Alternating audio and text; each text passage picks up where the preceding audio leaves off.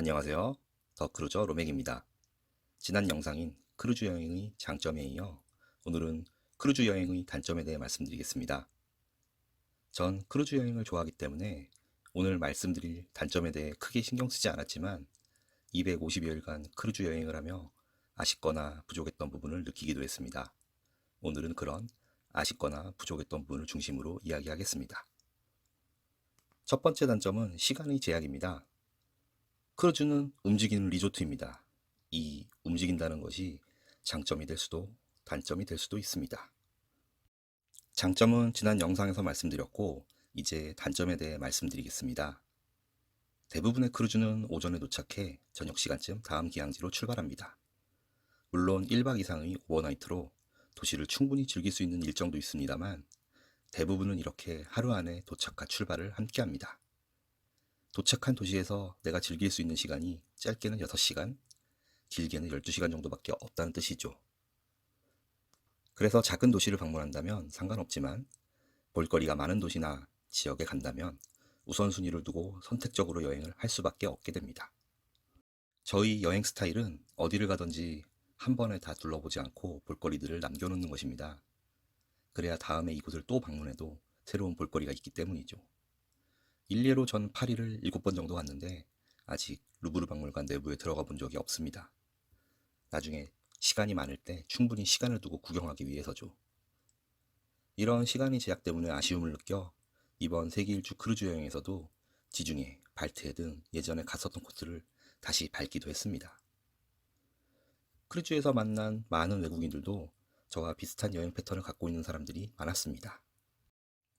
지중해만 10여 번, 카리브해도 10여 번 등 비슷한 코스를 여러 차례 여행하며 크루즈 라이프를 즐기고 지난번에 못 가봤던 지역을 여행하던지 좋았던 곳에 또 방문한다든지 하는 것이 그들의 스타일이었습니다.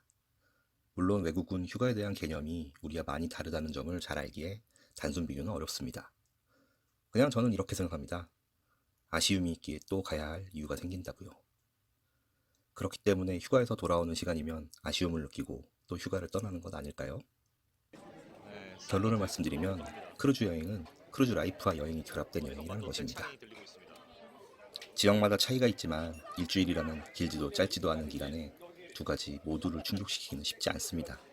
이 점 꼭 감안하셔서 크루즈 여행 계획 시 참고하시기 바랍니다. 크루즈 여행 계획에 대한 더욱 자세한 내용은 다음 시간에 다루도록 하겠습니다.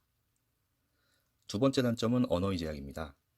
제가 크루즈 여행을 처음 갔던 것은 2006년이었습니다. 그 당시엔 크루즈에서 우리나라 사람들을 만나기가 정말 어려웠는데 12년이 지난 지금은 참 많은 한국분들뿐만 아니라 한국인 승무원들도 만날 수 있었습니다. 예전보다 우리나라 분들이 많아졌다고는 하지만 전체 크루즈 승객 중 1%의 비율도 되지 않는 경우도 아주 많습니다. 크루즈에 타게 되면 나이 일행을 제외하고는 모국어로 이야기하기가 어렵다는 뜻이죠. 크루즈의 선내방송, 선상신문, 각종 공연 등은 모두 해당 선사 및 지역에 따라 영어를 중심으로 스페인어, 불어, 독어, 이태리어 등으로 진행됩니다. 이는 이러한 언어를 조금이라도 알아야 크루즈에서 즐길 수 있다는 것이죠. 크루즈에서는 매일 저녁 다음날의 선상신문을 여러분의 방으로 배달해줍니다. 선상신문은 여러분이 선택한 언어로 되어 있고 한국인이 많이 이용하는 일부 아시아 지역의 경우 한국어로 된 선상신문을 받아볼 수도 있죠. 이 선상지문에는 여러분이 다음날 즐길 수 있는 모든 프로그램이 안내되어 있습니다. 즉, 이 선상지문을 읽어야 내가 무엇을 즐길 것인지 알 수 있다는 뜻이죠. 하지만 걱정할 것은 없습니다. 요즘은 스마트폰만 있으면 언어를 인지하고 한국어로 전환해주는 앱이 있기 때문이죠. 선상지문에 대해서는 다음에 자세히 다루도록 하겠습니다. 하지만 영어로 진행되는 쇼나 게임 등에 참여하고 외국인 친구를 사귀는 등 더 즐겁게 크루즈를 즐기려면 어느 정도의 외국어 구사가 필요합니다. 그렇지만 너무 걱정하지는 마세요. 저 같은 중학생 수준도 안 되는 영어로도 즐겁게 크루즈 라이프를 즐길 수 있었습니다.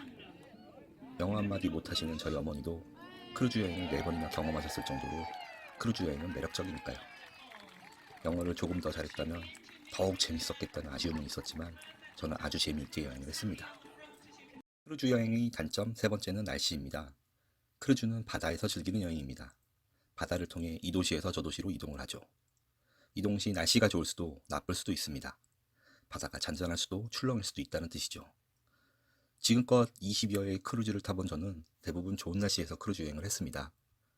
크루즈는 지역별로 여행하기 좋은 시즌에만 운영을 합니다. 예를 들어 알래스카 크루즈의 경우 5월부터 9월까지만 운영을 하고 그 외의 시즌에는 날씨가 좋은 카리브해나 남미 또는 아시아 쪽으로 이동을 하죠. 크루즈는 이렇게 여행하기 좋은 시즌에 맞춰 운영을 합니다. 하지만 기상 상태라는 것이 항상 일정하지는 않습니다. 즉, 나쁜 날씨 속에서 크루즈 여행을 할 수도 있다는 뜻이죠. 저희 경우 여행 말미인 뉴질랜드에서 크루즈 여행을 했던 당시 기상 상태가 아주 나빴습니다. 파도가 심해 뷔페 식당의 접시 등을 랩으로 감쌀 정도였죠. 멀미에 강한 저는 괜찮았지만 많은 승객들이 멀미약을 복용하며 날씨가 좋아지기를 기다렸었죠. 이렇게 크루즈 여행을 하다 보면 날씨가 항상 좋지는 않습니다. 비단 크루즈 여행뿐만 아니라 일반 여행을 하더라도 날씨는 큰 변수가 됩니다만 크루즈는 배를 타고 이동을 하는 여행이기에 날씨에 더더욱 민감할 수밖에 없습니다. 멀미를 심하게 느끼는 분들은 그 고통이 더해지겠죠. 하지만 너무 걱정하지는 마세요. 저희 경우 250여일 중 11도 안 되는 정도의 비율이었으니까요. 만약 폭풍이 크게 치는 상황에서라도 걱정하지 마세요. 크루즈는 위험한 지역을 아예 가지 않거나 그 지역을 우회합니다. 안전이 최우선인 것이죠. 저도 이번 여행 중 호주의 태즈메니아로 가는 길에 이런 경험을 했습니다. 가고 싶던 여행지를 못 간 아쉬움이 있지만 안전히 여행하는 것이 더 중요하기에 다음을 기약해야 했고 크루즈 선사에서는 가지 못한 도시에 대해 일부 환불 처리도 해주었습니다. 이렇게 제가 생각하는 크루즈 여행의 단점 3가지에 말씀드렸습니다. 크루즈 여행을 하신 다른 분들은 더 많은 단점이 있다고도 생각하시겠지만 크루즈 여행을 좋아하는 저는 앞서 말씀드린 단점도 상황에 맞게 장점으로 상쇄시키며 크루즈 여행의 매력에 푹 빠져 있죠. 앞으로도 상황이 허락하는 한 더 많은 크루즈 여행을 하려 합니다.